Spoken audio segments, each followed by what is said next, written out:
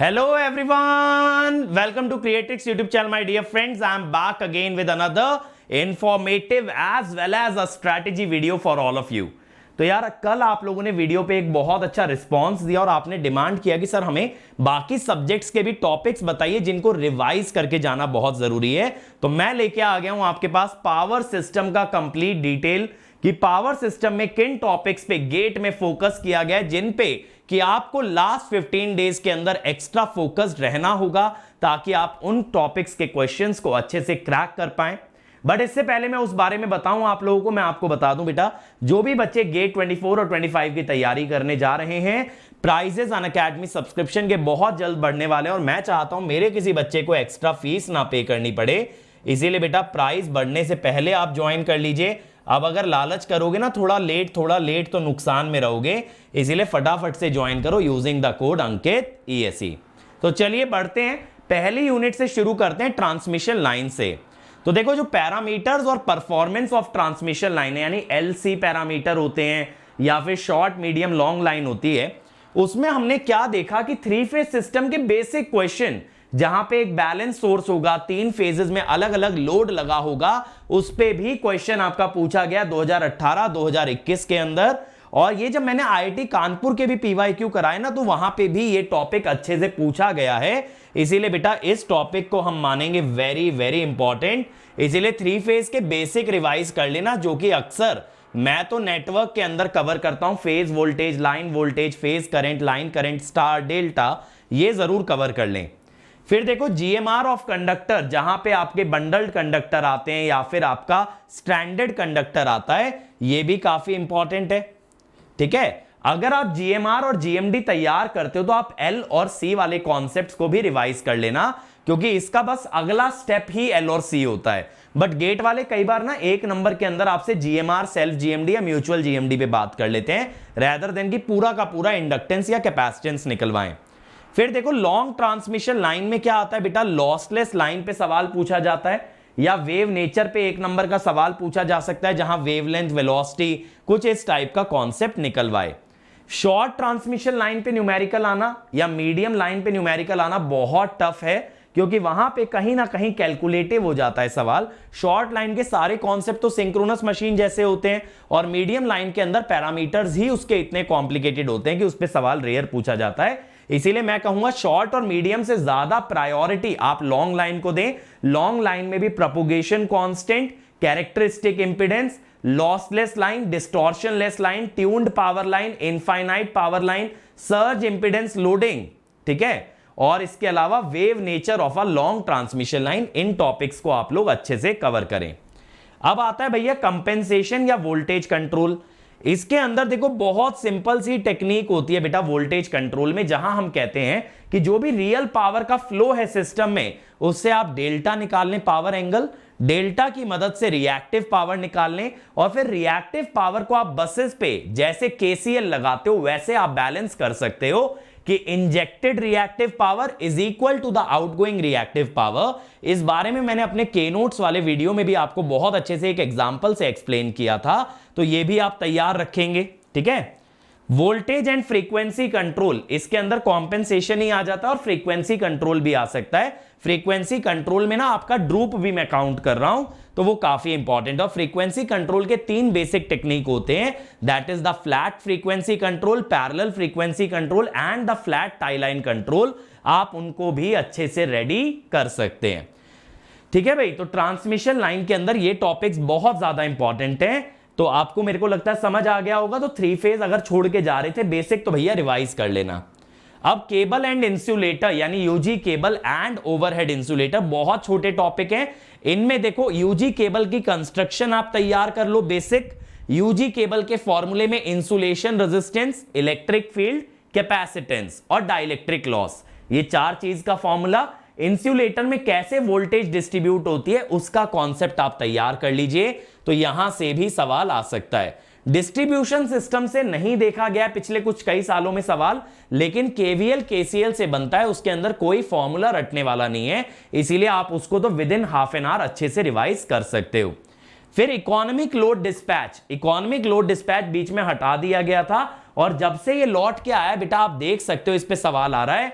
तो ये बहुत बहुत ज्यादा इंपॉर्टेंट है, ये इकोनॉमिक लोड डिस्पैच वाला टॉपिक है, इसको नहीं मिस करेंगे क्योंकि इसके क्वेश्चन स्कोरिंग होते हैं, बहुत इजी होता है।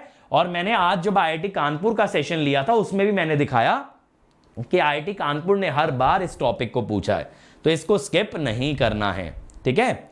अब फॉल्ट के अंदर अगर आप देखोगे तो पहला टॉपिक होता है सिमेट्रिकल कंपोनेंट और सीक्वेंस नेटवर्क। इसमें सिमेट्रिकल कंपोनेंट पे कभी कभी सवाल आता है क्योंकि वहां थोड़ा सा फेजर वाला टॉपिक हो जाता है, बट सीक्वेंस नेटवर्क काफी इंपॉर्टेंट है जहां Z0, Z1, Z2 के बारे में बात किया जाता है। बट फिर भी आप लोग सिमेट्रिकल कंपोनेंट्स तैयार कर लीजिए क्योंकि उसके अंदर भी क्या है, मैट्रिक्स है आपका A और A इनवर्स और एक पावर का फॉर्मूला है, जस्ट मात्र इतना ही उसके अंदर कॉन्सेप्ट है। और सीक्वेंस इंपीडेंस जनरेटर का, ट्रांसफॉर्मर का, ट्रांसमिशन लाइन का, ये रेडी रखेंगे। अब आप ये देखिए अनसिमेट्रिकल फॉल्ट पे ना बेटा ज्यादा सवाल आए हैं अनसिमेट्रिकल फॉल्ट पे अच्छा खासा वेटेज आया है और इसमें भी ना लाइन टू ग्राउंड फॉल्ट काफी पूछा जाता है। फिर 3 फेज फॉल्ट या फिर short circuit MVA symmetrical fault analysis में ये दोनों चीजें सेम ही हैं, ठीक है, ये दोनों चीजें सेम ही हैं आपकी, इस पे भी सवाल पूछा गया है। तो फॉल्ट एनालिसिस देखो छोटी यूनिट है लेकिन हर साल आप देख सकते हो ना अच्छा खासा वेटेज है, 4 नंबर, 3 नंबर, 2 नंबर, 2 नंबर, तो इस टाइप से आपका अच्छा खासा वेटेज है, तो आप इसको बिल्कुल भी स्किप ना करें। ट्रांसमिशन डिस्ट्रीब्यूशन एक बार को नहीं हो रहा है स्किप कर दो, कोई बड़ी बात नहीं है, 40-50 घंटे की वो यूनिट है और उसका वेटेज फॉल्ट से कम ही रहेगा एग्जाम के अंदर, फॉल्ट काफी ज्यादा इंपॉर्टेंट है। अब पावर सिस्टम स्टेबिलिटी में जाते हैं तो बेटा यहां 3 कॉन्सेप्ट आपको रिवाइज करने होते हैं। एक तो स्विंग इक्वेशन, लेकिन देखोगे इसका वेटेज काफी कम रहा है, तो अगर आपको स्विंग इक्वेशन नहीं आता है कोई बात नहीं।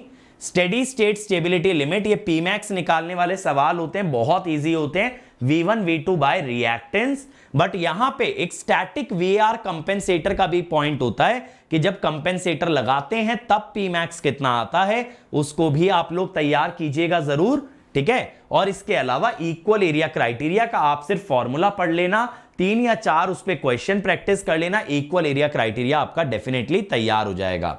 अब प्रोटेक्शन वाली जो यूनिट है ना, इससे बहुत रेयर सवाल आता है, आप देख सकते हो पूरा सर्किट ब्रेकर चैप्टर से 1 बार सवाल पूछा गया है, रिले से 2 बार पूछा गया है और रिले में ही ओवर करंट प्रोटेक्शन आ जाता है। तो ये स्विच गियर एंड प्रोटेक्शन को आप लास्ट प्रायोरिटी रखिएगा, इसके अंदर भी रिलेज वाला पार्ट में कहूंगा ज्यादा इंपॉर्टेंट है as compare to your circuit breaker, ठीक है। अब लोड फ्लो की बात करें भैया, लोड फ्लो में पावर सिस्टम मैट्रिसेस ये बहुत बहुत ज्यादा इंपॉर्टेंट है। इसमें भी स्पेशली कौन सा इंपॉर्टेंट है आपका, वाई बस। अगर आपको Z बस बिल्डिंग एल्गोरिथम नहीं आता है तो आप उस पर ज्यादा टाइम ना स्पेंड करें, लेकिन Z बस से फॉल्ट करंट कैसे निकालते हैं उसको जरूर रिवाइज कर लें। गॉस सीडल पे सवाल नहीं आएगा और न्यूटन राफसन में ऑर्डर ऑफ जैकोबियन को रिवाइज करके जाना, और ना सिर्फ जैकोबियन को, जैकोबियन के अंदर जो छोटी छोटी मैट्रिसेस बनती हैं उनका भी रिवीजन कर लेना कि J1, J2, J3, J4 का ऑर्डर कैसे निकाला जाता है। न्यूटन राफसन की इटरेशन आपसे नहीं कराई जाएगी। तो दैट्स इट बच्चों, तो आई होप कि आपको कंप्लीट आइडिया लग गया हो कि कौन से टॉपिक रिवाइज करने। मैंने बहुत इन डेप्थ आपको बताया है। अगर आपको कोई भी टॉपिक मैंने ऐसा बताया जो इररेलेवेंट और आपको अब तक नहीं आता, प्लीज उस पर टाइम स्पेंड ना करें, उसको अब तैयार करने की कोशिश ना करें। अब वो टाइम नहीं है बेटा जहां पे मार्जिनली 1-1, 2-2 नंबर की तैयारी की जाए।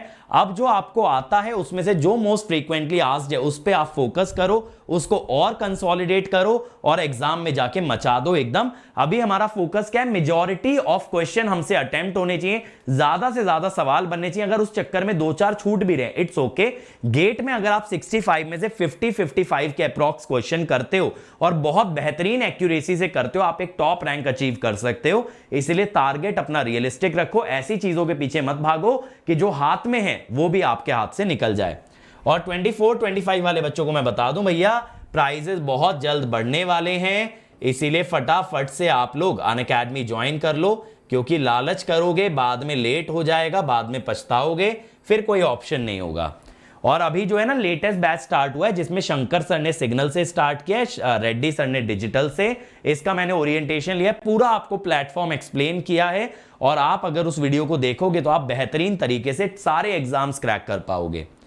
और भाई अगला ऑल इंडिया मॉक टेस्ट 23 वाले बच्चों के लिए 22 ऑफ जैन को शेड्यूल्ड है। इसमें जाओ, मचाओ, एकदम गर्दा उड़ा देना आप लोग को। मुझे पता है आप लोग फोड़ सकते हो, और ये आपको टेस्ट बहुत हेल्प करेगा आपकी तैयारी में। ना सिर्फ आपको हेल्प करेगा बल्कि स्कॉलरशिप भी दिलवाएगा। तो बेटा इसको जरूर देंगे संडे को, ठीक है। और इस तरह की वीडियो अगर आपको पसंद आ रही है तो प्लीज यार लाइक करना मत भूलना, शेयर करना इसको ज्यादा से ज्यादा, और पहली बार अगर चैनल पे आ रहे हो तो सब्सक्राइब भी कर देना, ताकि ये इलेक्ट्रॉनिक्स की कम्युनिटी और बढ़ती जाए हमारी, और बहुत ऊंची ऊंचाइयों तक हम लोग पहुंचे और मुकाम हासिल करें।